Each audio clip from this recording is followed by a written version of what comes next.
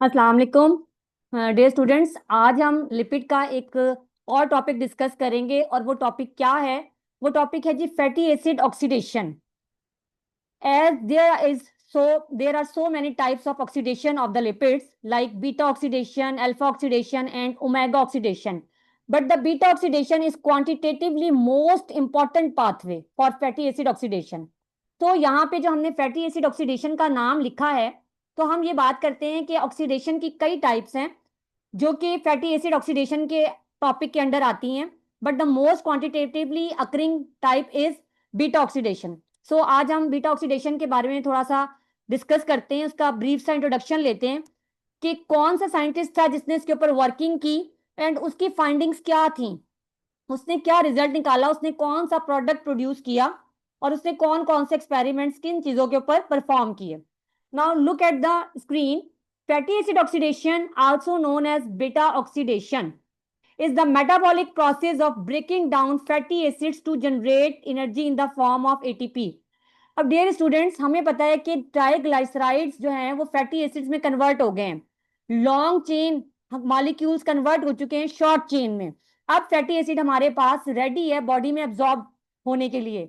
Then what is the reason कि हम oxidation की तरफ चले गए हैं? ऑक्सीडेशन का पर्पज, ऑक्सीडेशन का बेनिफिट ये है कि ये एटीपी प्रोड्यूस करवाता है, और एटीपी प्रोड्यूस होने का हमें फायदा ये होता है कि बॉडी में एनर्जी प्रोड्यूस होती है।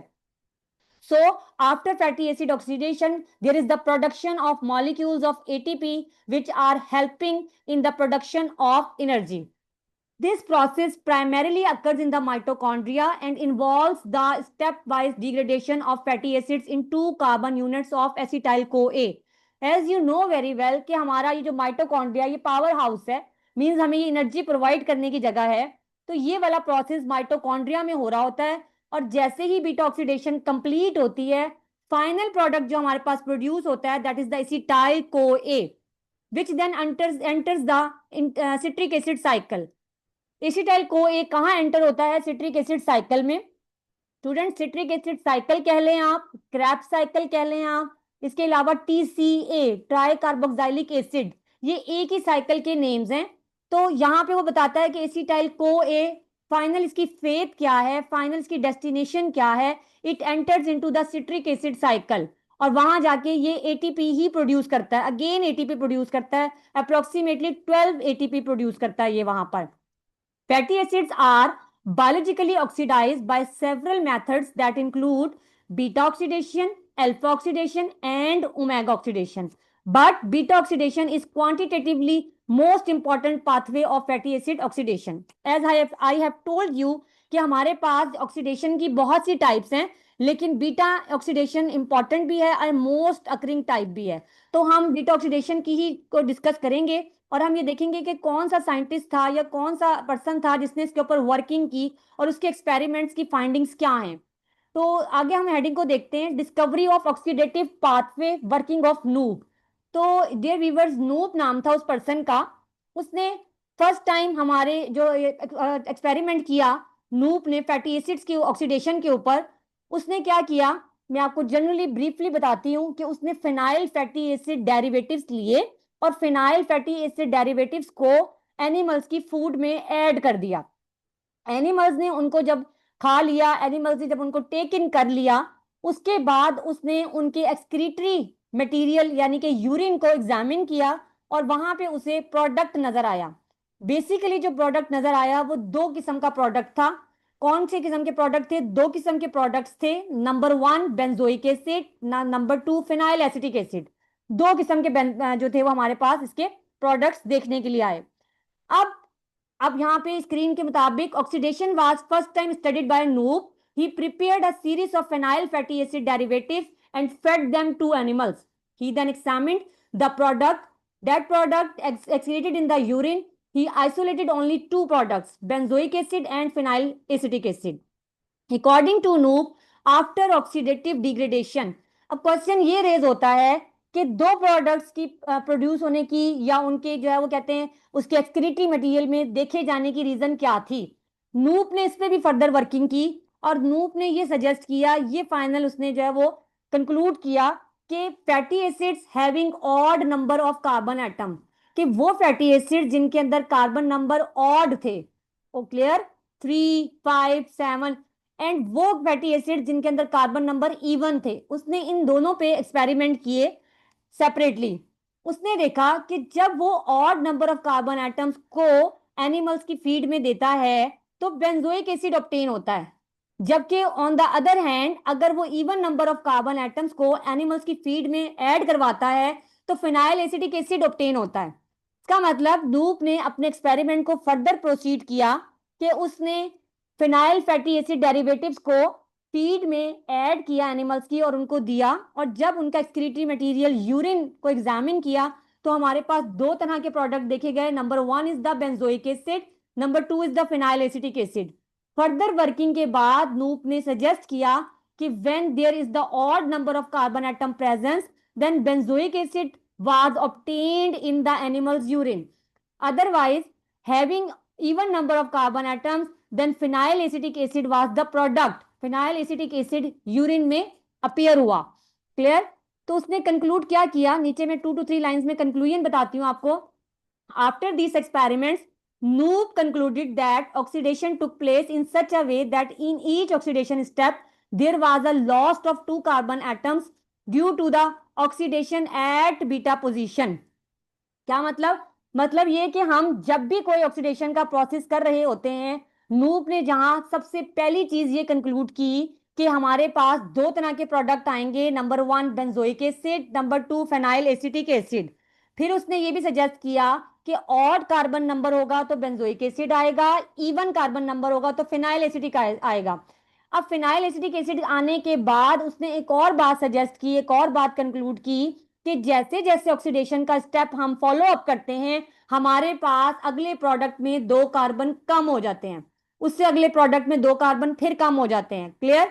तो आप यहाँ पे मैं आपको एक इक्वेशन दिखा रही हूँ स्क्रीन पे, और ऊपर मैंने हेडिंग शो की है कि बेसिकली ऑड, मतलब मैंने ऐसा फिनाइल फैटी एसिड डेरिवेटिव लिया जिसके अंदर हमारे पास कार्बन नंबर ऑड है। Look at the screen, this is the number 1, this is the number 2, this is the number 3। Okay fine. अब हम कहते हैं कि ये हमारा फंक्शनल ग्रुप है, तो फंक्शनल ग्रुप के बिल्कुल कंजेक्टिव वाला कार्बन अल्फा कार्बन कहलाता है, देन इसके कंजेक्टिव कार्बन जो है वो बीटा कार्बन कहलाता है। तो हमारे पास ऑक्सीडेशन बेसिकली यहां पे होनी है क्योंकि ये बीटा ऑक्सीडेशन है। Phenyl fatty acid derivative when undergoes the oxidation result is in front of you.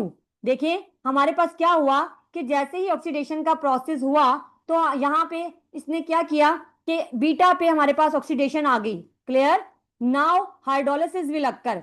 जैसे ही आप वाटर की एडिशन करवाते हो, वाटर इसके अंदर डालते हो, तो डियर स्टूडेंट्स हमारे पास सिचुएशन क्या बनती है कि वाटर का जो हाइड्रोजन है इट विल कंबाइन विद, मेरा कर्सर देखिएगा, it will combine with CH2COOH, CH2COOH, it will combine with the hydrogen of water. और हमारे पास ये किस तरह से प्रोड्यूस होगा, it will result in the CH3COOH production, acetic acid produce होगा। जबकि पीछे जो हमारे पास benzene ring with carbonyl group रह गया था, इसके साथ वाटर का OH अटैच हो जाएगा और हमारे पास जो प्रोडक्ट प्रोड्यूस होगा उसे हम कहेंगे ये बेंजोइक एसिड है। तो डियर स्टूडेंट्स, वाटर को आप 2 पार्ट्स में डिवाइड करो, हाइड्रोजन को इस चीज के साथ ऐड कर दो CH2COOH के साथ, एंड हाइड्रोक्सिल को आप इसके साथ अटैच कर दो, C डबल बॉन्ड O के साथ यहाँ पे अटैच कर दो, तो बेंजोइक एसिड प्रोड्यूस होगा। Means when there is the presence of odd number of carbon atoms then the resultant product will be the benzoic acid. Now come to the another equation which will about the even carbon atom.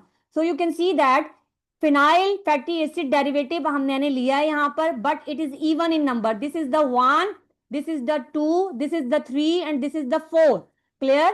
Now this is the functional group. Functional group का carbon है, this is the alpha carbon, this is the beta carbon. Oxidation हुई है, oxidation beta carbon पे हुई है, आप देख सकते हो।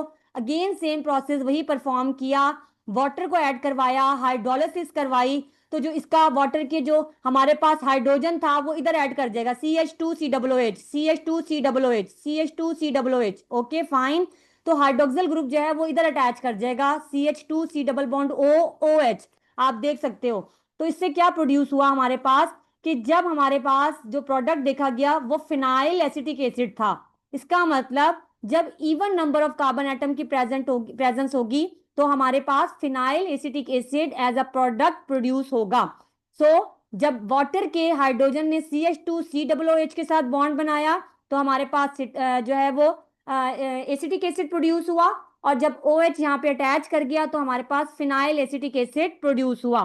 तो डियर स्टूडेंट्स, ये हमारी ऑड और इवन कार्बन नंबर्स की जो थी वो एक इक्वेशन थी जिसके जरिए हमने नूब की बात को जस्टिफाई किया कि when there is the presence of odd number of carbon atom, benzoic acid will produce, and when there is the even number of carbon atom, then phenyl acetic acid will produce.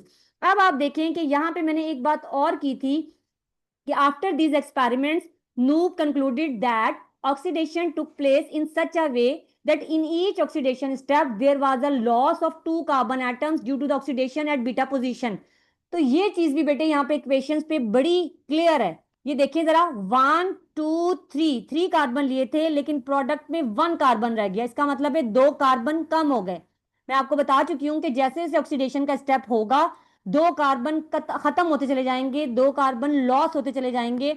ठीक है, तो यहाँ पे 3 carbon थे, 1 2 3, लेकिन जो product है वो कितने कार्बन का बना, 1 कार्बन का। सेम केस मैं आपको इवन की इक्वेशन में दिखाती हूँ। Here is the 1 carbon, 2 carbon, 3 carbon, 4 carbon. अब आप देखें कि 4 कार्बन वाला कंपाउंड है, बट आफ्टर ऑक्सीडेशन जो हमारे पास प्रोड्यूस हुआ है वो 2 कार्बन वाला कंपाउंड प्रोड्यूस हुआ है। मींस यहाँ पे भी 2 कार्बन हमारे लॉस हो गए और हमारे पास 2 कार्बन रह गए। सो इट मींस कि इन इक्वेशंस के जरिए हम नूब की इस बात को भी वेरीफाई कर रहे हैं कि हर ऑक्सीडेशन के स्टेप में there is the loss of 2 carbon atoms. तो डियर व्यूअर्स, अगर आप लिपिड की और चीजों को डिस्क्रिप्शन देखना चाहते हैं, जैसे कि हमारे पास है एब्जॉर्प्शन ऑफ लिपिड, जैसे कि हमारे पास है डाइजेशन ऑफ लिपिड, जैसे कि हमारे पास है conversion of triglycerides into the fatty acids, तो आपको मेरे चैनल को विजिट करना पड़ेगा। और मेरे चैनल का नाम है lectures by doctor Huma Ahmad. तो हम लिपिड्स के टॉपिक्स को, जो हमारे पास इसका डिटेल है, वो 1 बाय 1 हर टॉपिक को डिस्कस करते चले जा रहे हैं। If you want to discuss the absorption, digestion and conversion as well, तो आपको जो है वो lectures by doctor Huma Ahmad channel को विजिट करें, और वहां जाके आपको ये तमाम टॉपिक्स जो हैं वो विद डिस्क्रिप्शन इन डिटेल जो है वो आपको मिलेंगे। आज हमने जो है वो फैटी एसिड्स की ऑक्सीडेशन के इंट्रोडक्शन को डिस्कस किया है। नाउ इंशाल्लाह नेक्स्ट लेक्चर में हम डिस्कस करेंगे main steps of the beta oxidation of the fatty acids, हम इसके बारे में डिस्कस करेंगे।